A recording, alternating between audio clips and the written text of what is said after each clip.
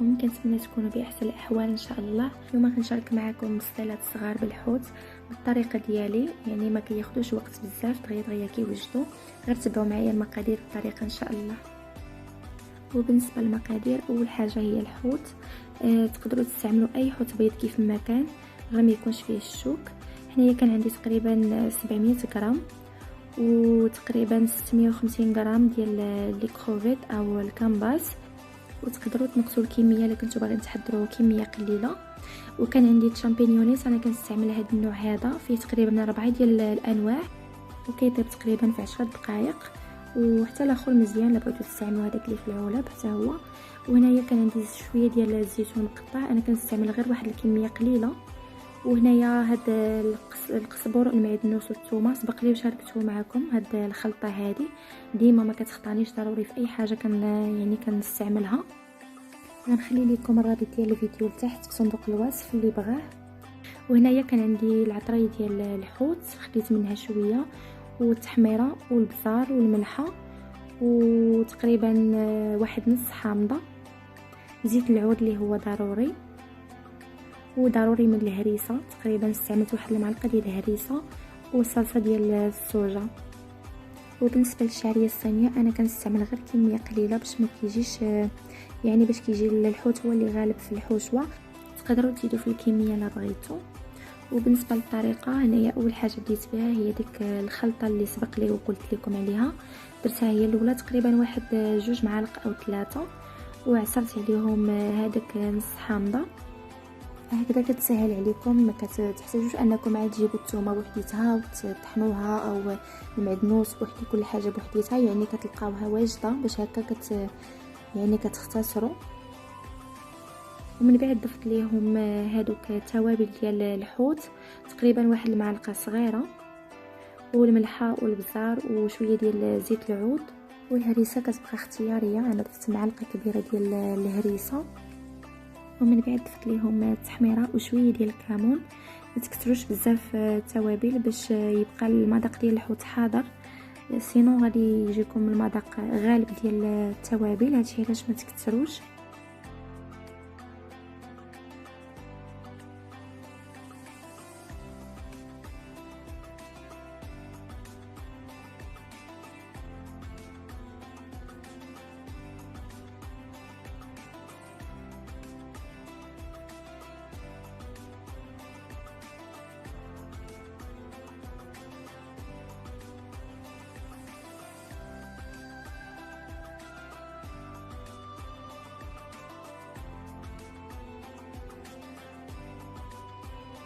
ومن بعد ضفت ليهم الصلصه ديال الصوجه، تقريبا واحد 2 معالق او 3.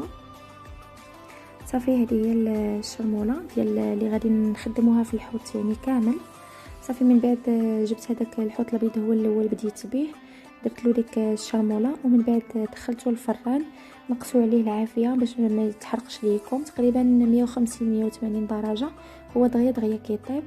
هنايا خديت مقله ودرت فيها شويه ديال زيت العود، ضفت ليهم هذوك الكامباس، وضفت ليهم شويه من هذيك الشرموله. صافي شحرتهم، ضروري تكونوا مجهدين العافيه باش يطيبوا لكم دغيا وينشف هذيك الماء. صافي من بعد ما طاب حيدته وخليت هذيك الماء اللي بقى خليته تماك في المقله.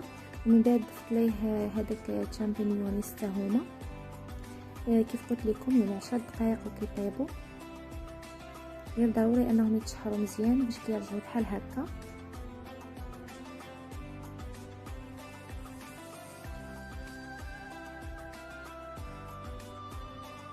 من بعد جبت مقص وقطعتهم، وضفت ليهم كذلك هذاك الزيتون حتى هو اللي مقطع.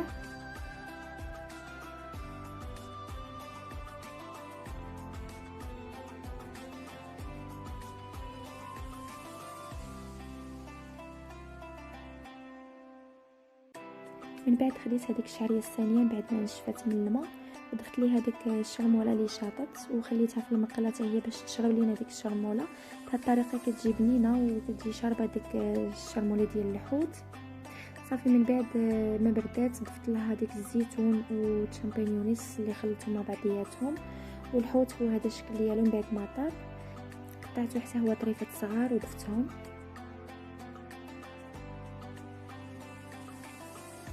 وخديت كذلك شويه ديال الفرماج، حكيته الفرماج الاحمر كيبقى اختياري، انا كيعجبني كيعطي تعليقه في هذه الحشوه هذه. الا ما كيعجبكمش ما تضيفوش. صافي من بعد خديت هذه الورقه هذه، سبق لي وشاركتها معكم شحال من مره. ضروري انكم ملي تخدموا بها تغطيوها مزيان باش ما تنشفش ليكم، تبقاو تاخذوا شويه بشويه. وهنا كان عندي شويه ديال الزيت، ضفت ليه شويه ديال التحميره وشويه ديال الصفار ديال البيض باش كنت كنلصق هذوك البسطيلات الصغار. وبالنسبه للطريقه هي نفسها اللي كنت شاركت معكم بسطيلات ديال الدجاج. كناخذ ورقه وكنقطعها على 4. الطريقه هذه كتخليكم يعني ما تستعملوش بزاف ديال الورقه، كديروا غير ورقه واحده وكديروا داك المربع اللي وريتكم. ما كديروش جوج ديال الورقات وكتجيكم البسطيله عامره بالورقه بزاف. صافي كندهنها بهذاك الزيت اللي قلت لكم فيه شويه ديال التحميره وكنعمرهم من الداخل بهذيك الحشوه.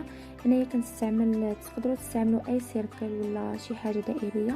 انا كنفضل نخدم هذاك ديال الكولاكاو او نوتيلا، هكا كتجيكم البسطيله ديالكم زوينه ومدوره. صافي كنبقى كنجمع هذوك القنوته ديال البسطيله وكنقطع هذوك اللي زايدين كنقطعهم وكنسد بهذاك الصفار ديال البيض وكنبقى بحال هكا مستمره حتى كنكمل ديك الكميه كامله اللي عندي. هنايا ما درتش كلشي بسطيله صغيره كيف غتشوفوا معايا، درت غير واحد الكميه قليله والشي الاخر درتهم بريوات صغار حتى هما كيجيو زوينين وساهلين. غادي نخلي لكم الفيديو ان شاء الله اسفل صندوق الوصف الا بغيتوه ديال البريوات. هاد الورقه بزاف ديال البنات كيدخلوا يسولوني في الخاص. سبق لي وقلتها في الفيديو، راها كتكون عند اي تشينوس، كيكون عندهم في الكونغيلادور.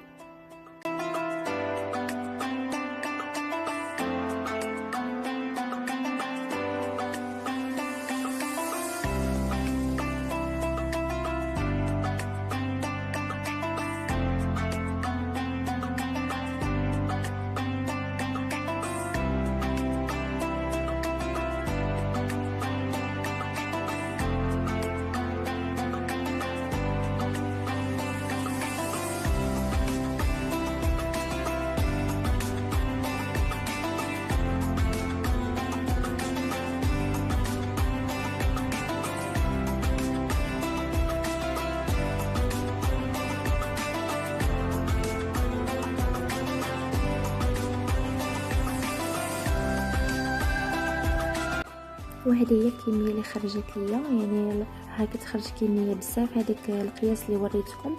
وهذا هو الشكل ديالهم. كنتمنى انهم يعجبوكم وتجربوهم، والى اللقاء في فيديو قادم ان شاء الله.